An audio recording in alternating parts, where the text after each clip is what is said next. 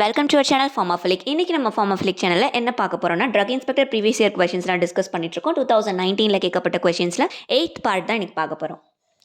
Molecular formula of cholesterol. So கொலஸ்ட்ராலோட basic molecular formula எது அப்படின்னு கேட்டிருக்காங்க. ஸோ நமக்கு தெரியும் கொலஸ்ட்ரால் வந்து நமக்கு ஒரு ஸ்டீராய்டு நியூக்ளியஸ் இருக்கும். ஸோ அதோட பேசிக் ஃபார்முலா என்னவாக இருக்கும்? Molecular formula C27H46O, C27H48, C18H40O2, C30H50O3. So இதில் பார்த்தோன்னா கரெக்டான மாலிகுலர் ஃபார்முலா ஆஃப் கொலஸ்ட்ரால் எதுனா C27H46 அண்ட் O. இதுதான் கொலஸ்ட்ராலோட மாலிகுலர் ஃபார்முலா. அண்ட் அடுத்து இருக்கிற C27H48 அப்படிங்கிறது கொலஸ்டெயின் அப்படிங்கிற ஒரு காம்பவுண்டோட formula. Next, which of the following compounds is a terpene derivative? So கொடுத்துருக்க காம்பவுண்டில் டெர்பீன் டெரிவேட்டிவ் எது அப்படிங்கிறத question. Saponins, camphor, pyridoxine, cholesterol, இதில் எது கரெக்டான ஆன்சர்னு பார்த்தா கேம்ஃபர். கேம்ஃபர் தான் நமக்கு தெரியும் டெர்பீனோட derivative. Next, third question. Reduction is carried out by heating the carbonyl compound with zinc amalgam and hydrochloric acid. So ஒரு டைப் ஆஃப் ரிடக்ஷன். இந்த ரிடக்ஷனில் என்ன பண்ணுவாங்கன்னா கார்பனைல் காம்பவுண்டை வந்து ரெடியூஸ் பண்ண போகிறாங்க. So carbonyl compound which includes ketones and ஆல்டிகைட்ஸ். So இதெல்லாம் தான் வந்து ரெடியூஸ் பண்ண போகிறாங்க. எதை வச்சு ரெடியூஸ் பண்ணுறாங்க அப்படின்னா அந்த கேட்டலிஸ்ட் எதுனா ஜிங்க் அமால்கம் இன் HCl. இதை வச்சு தான் ரெடியூஸ் பண்ண போகிறோம். ஸோ அப்போ அந்த ரியாக்ஷனோட பேர் என்ன அப்படிங்கிறது தான் இது ஒரு நேமிங் ரியாக்ஷன். ஸோ அதனால் இந்த ரியாக்ஷனோட நேம் என்னன்னு கேட்டிருக்காங்க. So Clemmensen Birch Meerwein Ponndorf Blanc reduction. So இதில் கரெக்டான ஆன்சர் எது அப்படின்னு பார்த்தோன்னா கிளமென்ஷன் ரிடக்ஷனில் தான் வந்து என்ன பண்ணுவாங்கன்னா ஜிங்க் அமால்கம் இன் HCl வந்து யூஸ் பண்ணுவாங்க. ஸோ அதனால் கிளமென்ஷன் ரிடக்ஷன் தான் வந்து கரெக்டான ஆன்சராக இருக்கும். Next, the passage of pure solvent into a solution through a semi-permeable membrane is known as. So இது ஒரு ப்ராசஸ். இதில் எப்படி இருக்குன்னா pure solvent moves towards a solution through a semi-permeable membrane. So அந்த ப்ராசஸ்க்கு பேர் என்ன?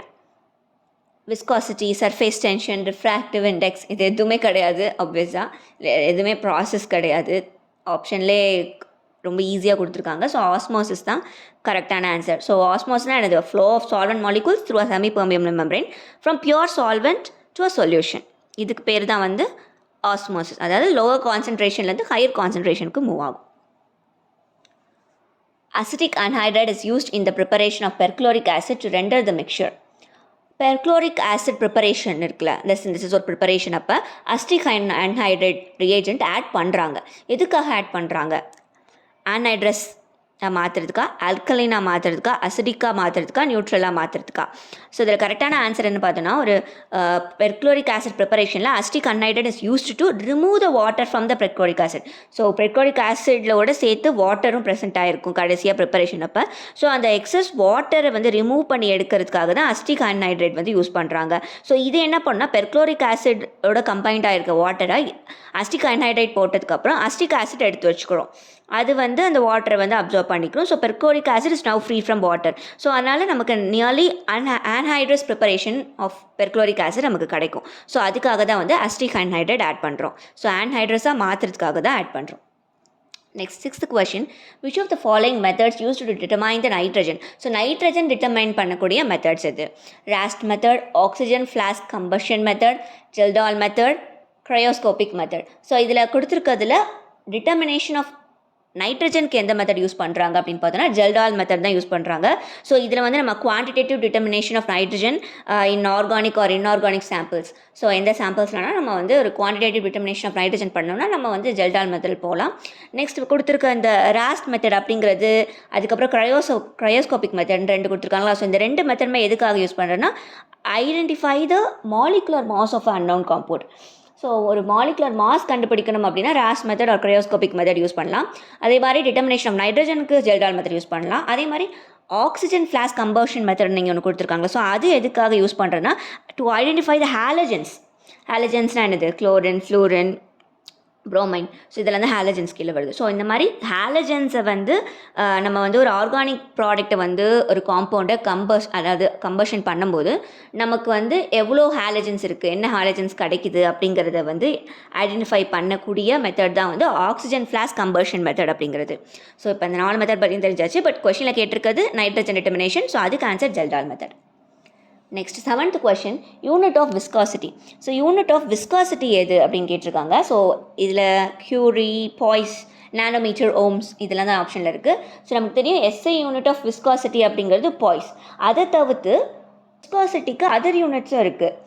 எஸ்ஐ யூனிட் கிடையாது, பட் அதர் யூனிட்ஸாக என்ன எதை வச்சு மெஷர் பண்ணுவாங்கன்னா newton second per metre square or pascal second.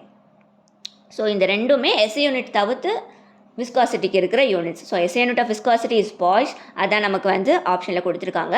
Maybe இதில் வந்து காமனாக கொஸ்டின் யூனிட் தான் கேட்டிருக்காங்க. ஸோ அப்போ அதர் யூனிட்ஸ் என்னெல்லாம் இருக்குது விஸ்காசிட்டிக்குன்னு பார்த்தோன்னா newton second per metre square, pascal second.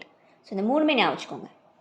So atropine is the, so chemically structure wise பார்த்தோன்னா அட்ரோபின் என்ன காம்பவுண்ட்? இட்ஸ் அன் எஸ்டரா, ஆல்கஹாலா, ஆல்டிஹைடா, கீட்டோனான்னு பார்த்தோன்னா atropine is an ester.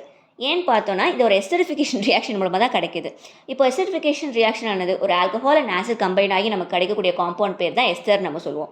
So அப்போ இதில் அட்ரோபின் ப்ரிப்பரேஷனில் எந்த ஒரு ஆசிட் வந்து இன்வால்வ் ஆகிட்டுனா நமக்கு தெரியும் ட்ரோபிக் ஆசிட் அண்ட் ட்ரோபன் சேர்ந்து கிடைக்கிறது தான் நமக்கு அட்ரோபின். ஸோ அதனால் இதுவும் ஒரு எஸ்டரிஃபிகேஷன் ரியாக்ஷன் தான். So atropine is an ester.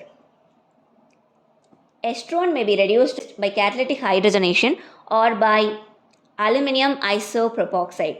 So இந்த மாதிரி இதுவும் ஒரு நேமிங் ரியாக்ஷன் தான். ஸோ இதில் வந்து ரெடியூஸ் பண்ணுறது ரிடக்ஷன் தான் நடக்குது. So in presence of aluminium isopropoxide. So இந்த மாதிரி அலுமினியம் ஐசோப்ரோபாக்சைட் யூஸ் பண்ணால் அது எந்த நேமிங் ரியாக்ஷன் கீழே வரும் அப்படின்னு பார்த்தோன்னா மெர்வின் பாண்ட்ராஃப் வேலி ரிடக்ஷன் தான். எம்பிவி ரிடக்ஷனில் தான் நம்ம என்ன யூஸ் பண்ணுவோம்னு பார்த்தீங்கன்னா அலுமினியம் ஐசோப்ரோபாக்சைடு யூஸ் பண்ணுவோம். இதுலேயும் வந்து கார்பனைல் காம்பவுண்ட்ஸை தான் வந்து மேக்ஸிமம், அதாவது ஆல்டிஹைட் ஆர் கீட்டோனை தான் வந்து ரெடியூஸ் பண்ணுவோம். ஸோ இதில் கொடுத்துருக்க எக்ஸாம்பிளும் அப்படி தான் இருக்குது. ஸோ எம்பிவி மெர்வின் பாண்ட்ராஃப் வேலி ரியாக்ஷன் தான் அதுக்கான ஆன்சர்.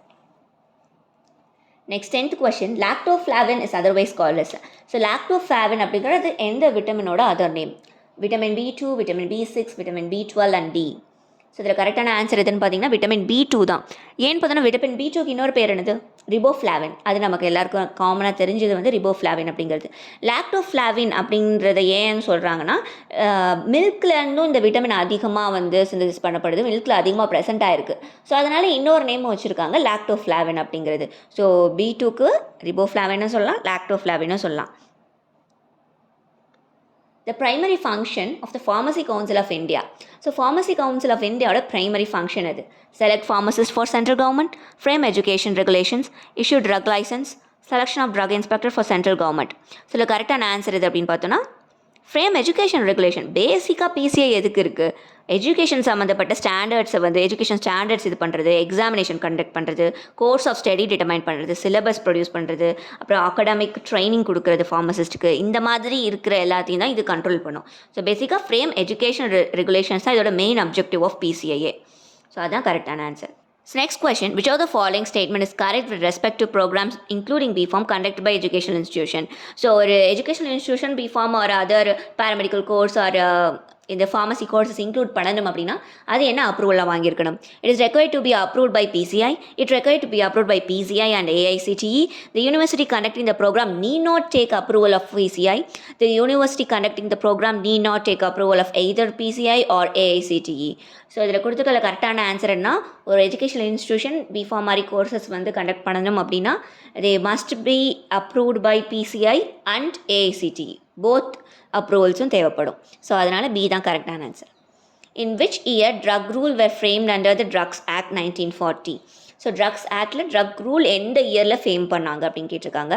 ஸோ 1940, 1945, 1960, 2000. இதில் கரெக்டான ஆன்சர் எதுனா 1945. Next, 14th question. The original form of Drugs and Cosmetics Act as passed in 1940 is known as. So drugs and cosmetics act நம்ம இப்போ சொல்கிறோம் 1940 பாஸ் ஆனது. ஸோ அப்பப்போ இன்ட்ரடியூஸ் பண்ணாங்கல்ல, அந்த டைமில் வந்து என்னன்னு கூப்பிட்டாங்க இந்த ஆக்ட்னு பார்த்தோன்னா ட்ரக்ஸ் ஆக்டா, ட்ரக்ஸ் அண்ட் காஸ்மெட்டிக்ஸ் ஆக்டா, ட்ரக்ஸ் ரெகுலேஷன் ஆக்டா, ட்ரக்ஸ் கண்ட்ரோல் ஆக்டான்னு பார்த்தா ட்ரக்ஸ் ஆக்ட்னு தான் ஃபஸ்ட்டு அதுக்கு இனிஷியலாக நேம் பண்ணியிருந்தாங்க. Next question, which of the following is not a registrable qualification as pharmacist? ஒரு ரெஜிஸ்டர்ட் ஃபார்மசிஸ்ட் ஆகணும்னா கொடுத்துருக்க குவாலிஃபிகேஷனில் எது தப்பான qualification? Diploma in pharmacy, bachelor of pharmacy, doctor of pharmacy. So இது மூணுமே அப்ரூவ். அப்போ மிச்சம் இருக்கிற ஆப்ஷன் தான் கண்டிப்பாக ராங்கான ஆப்ஷனாக இருக்கும். டிகிரி இன் ஃபார்மசியூட்டிக்கல் கெமிஸ்ட்ரி வந்து ரெஜிஸ்டர்ட் குவாலிஃபிகேஷன் கிடையாது for pharmacist. Next question the president of pharmacy council of India. So ஒரு ஃபார்மசி கவுன்சில் ஆஃப் இந்தியாவோட பிரசிடெண்ட்டை எப்படி வந்து எலெக்ட் பண்ணுவாங்களா இல்லை நாமினேட் பண்ணுவாங்களா, எப்படி செலக்ட் பண்ணுவாங்க அப்படிங்கிறது தான் question. Elected by the members of the council, elected by the executive committee of the council, nominated by the central government, nominated by the president of India. So the correct answer எதுனா both the president and vice president of the council is elected by the members of the council. Among themselvesலேயே வந்து the members-ஐ வந்து elect பண்ணி எடுப்பாங்க president and the vice president of pharmacy council of India. Next question. The cosmetics were not under the control of original statute Drugs Act 1940 but was brought under the regulatory provision in.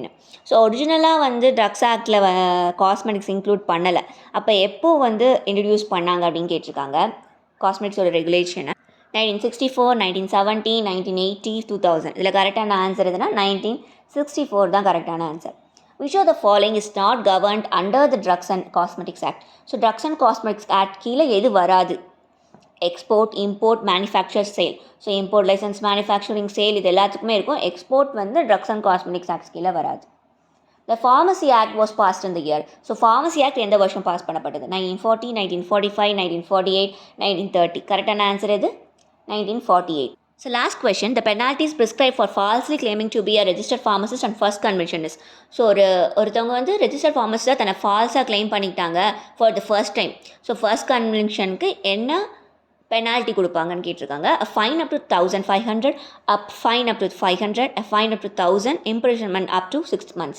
So இதில் பார்த்தோன்னா first கன்விக்ஷனுக்கு வந்து fine up to 500 தான் வந்து penalty. And அதை further கன்சிக்வெண்ட்டாக அவங்க அதே பண்ணிட்டு இருந்தாங்கன்னா fine maybe increase to 1000 increase பண்ணலாம். And imprisonment up to 6 months வரையும் அவங்களுக்கு கிடைக்கலாம். ஃபர்தராக போக போக இன்க்ரீஸ் ஆகிட்டே போகும். But for the first convention fine up to 500 is the correct answer. அவ்வளோதான் இன்றைக்கான கொஷின் பார்த்தாச்சு. இது உங்கள் ஸ்டூடெண்ட்ஸ் ஆர் உங்கள் ஃப்ரெண்ட்ஸ் யாராவது ட்ரக் இன்ஸ்பெக்டருக்கு ப்ரிப்பேர் பண்ணிகிட்ருக்காங்கன்னா அவங்களுக்கு இந்த வீடியோவை ஷேர் பண்ணுங்கள். நம்ம சேனலுக்கு சப்ஸ்கிரைப் பண்ணி சப்போர்ட் பண்ணுங்கள். தேங்க்யூ.